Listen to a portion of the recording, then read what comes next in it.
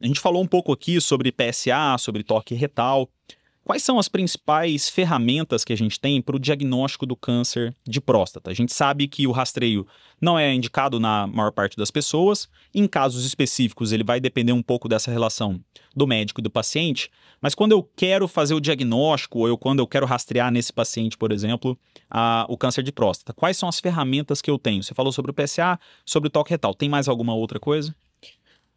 Jorge, então, a partir do momento que você detecta um PSA elevado... Você falou normalmente acima de 4, né? Normalmente acima de 4, Uhum. Assim, eu particularmente abaixo ali de 4, 3,5, 2, assim, eu prefiro tocar. Uhum. Porque a gente vê que a elevação do PSA tá ligada a uma maior formação de câncer no futuro. Uhum. Então, assim, mesmo que às vezes não passando desse threshold, desse limite, né? Então, assim, eu me sinto confortável em tocar quase todos os meus pacientes, tá? Claro que o PSA, né, que é a enzima que eu citei, que é sintetizada pela próstata, depende também dos tamanhos de próstata que a gente vai ver. Indivíduos com próstatas grandes, né, 80, 100 gramas, às vezes o PSA dele basal, normal, vai ser elevado. Eu já vi paciente com PSA de 12, sem ter um aumento maligno, né, desse PSA. Então, voltando à pergunta, o toque, o PSA, né, vão ser as ferramentas basais ali, você vai indicar. A gente pode lançar mão da ressonância de próstata, tá? Que hoje em dia está muito bem mais difundida, né? Até na rede pública, no SUS, né? Sim. Então, assim, ela vai ser um exame definitivo. Naqueles casos, principalmente, que há dúvida, né? Às vezes o paciente tem um PSA elevado, suspeito, 10, 12... valor arbitrário aqui. Uhum. E um toque que não condiz muito, às vezes é uma próstata pequena, né, fibroelástica, né, que é a característica normal dela. Sim. E você fica com aquela pulga atrás da orelha, né? Então você pode lançar a mão antes de fazer a biópsia de próstata, vou falar dela, Uhum. a gente pode fazer a ressonância. Se a ressonância vier com uma alta chance, né, daquele aumento ser representado, né, ser causado por um nódulo que seja suspeito, né, esse exame vai dizer pra gente. Uhum. E falar um pouquinho, por exemplo, sobre o PSA e o próprio toque retal. A gente falou sobre o crescimento da próstata, que ele é um pouco diferente na hiperplasia e no câncer de próstata.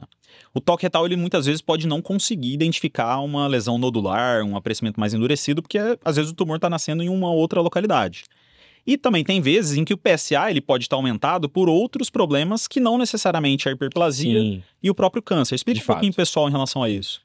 Até Gente, porque pode ter uma pessoa jovem que tem um PSA ali um pouco aumentado em um exame que foi pedido de forma aleatória e fica preocupado. Poxa, será que eu tô com câncer? Será que tá acontecendo alguma coisa? então vamos lá, gente. As principais causas de aumento do PSA vão ser os tumores de próstata, certo? E as prostatites, as inflamações / infecções da próstata, né? Certo. Que é basicamente uma infecção urinária que ascendeu ali para a próstata, né?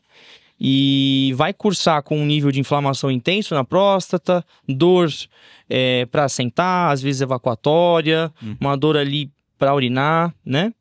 Então, assim, a prostatite aguda pode cursar com aumentos importantes do PSA. Eu já vi prostatite com PSA de 40, né? Lembrando que o valor ali de corte que a gente usa ali na população geral seria de 4. Então, nossa, dá uma preocupação, Sim. né? Então, o toque retal desse paciente, especificamente, na maioria dos casos, tá? Vai ser um toque retal doloroso, um toque da próstata dolorosa. Ela pode estar aumentada, meio entumecida, né? Meio amolecida assim, mas vai ser mais doloroso, mais desconfortável do que normalmente né? Porque tá inflamado, né? Exato. Então, assim, e o tratamento a gente faz com um antibiótico por um período mais prolongado aí de 4 semanas, né? Uhum. Então, assim, prostatites no geral podem cursar com aumento de PSA.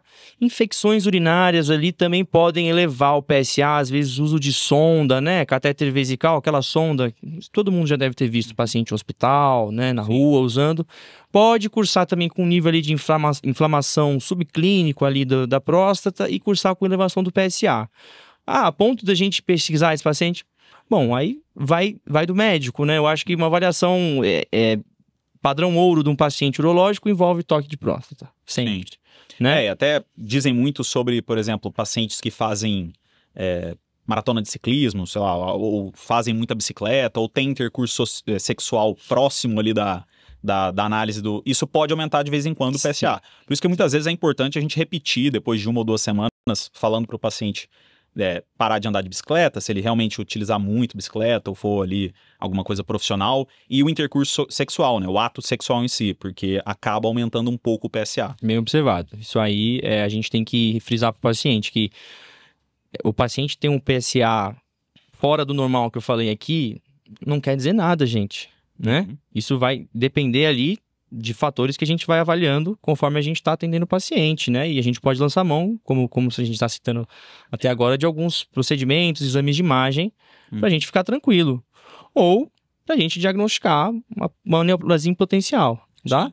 Então, acho que é importante a gente frisar também que no diagnóstico do câncer de próstata, a gente vai ter que lançar mão da biópsia de próstata, tá? Não existe diagnóstico de câncer de próstata, salvo exceções raras, né? Sem biópsia. Acho que o Márcio talvez tenha uma opinião aí, porque a gente vê que alguns casos de exclusão ali, paciente com um risco elevado para a realização da biópsia, às vezes com PSA elevado, isso eu não vi no SUS, eu vi mais em rede particular, poderia ser tratado como um portador de câncer de próstata, tá? Mas, via de regra, ele precisa da biópsia da amostra tecidual da próstata, e aí ela vai dar o diagnóstico de tumor maligno ou não. E essa biópsia, normalmente, ela é feita por via transretal, né? Basicamente, como o toque. Isso. E o pessoal acaba utilizando algum exame junto? Como é que funciona a biópsia? Ela é feita... Então, a biópsia, ela é feita transretal, tá bom? A gente introduz um probe, né, no reto do paciente, e lá a gente setoriza a próstata. O que é o probe? O probe é um eletrodo que a gente usa para realizar o exame de ultrassom, né? Tem o exame de ultrassom abdominal, o exame de ultrassom da gestante, é o probe, aquilo que o médico, o técnico opera, né? Basicamente, você usa o ultrassom para guiar ali. E aí a gente faz a biópsia guiada por ultrassom, que assim, na minha formação, SUS era o nosso padrão, né? Sim. Mas hoje a gente tem biópsias mais avançadas, né? Por fusão, com auxílio de exames de tomografia, exames radiológicos mais rebuscados, Até né? a ressonância que você comentou que hoje está sendo bastante Até a ressonância. Então, assim, esses exames a gente acaba lançando mão para aqueles pacientes que têm um PSA que você não achou a causa de estar elevado assim, que tem, né? Medicina sempre tem aquele paciente que parece que não se enquadra, né?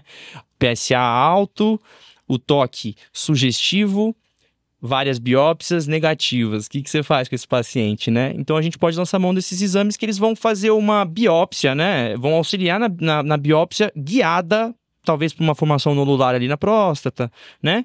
Com uma chance, né, maior de detecção, porque esse PSA tem que ter uma causa. Tem que ter uma causa de estar elevado, né? Então a gente pode lançar mão dessa biópsia guiada, por fusão de imagens, né? Em diagnósticos mais difíceis, ou às vezes de maneira mais rotineira, né, na rede privada, né?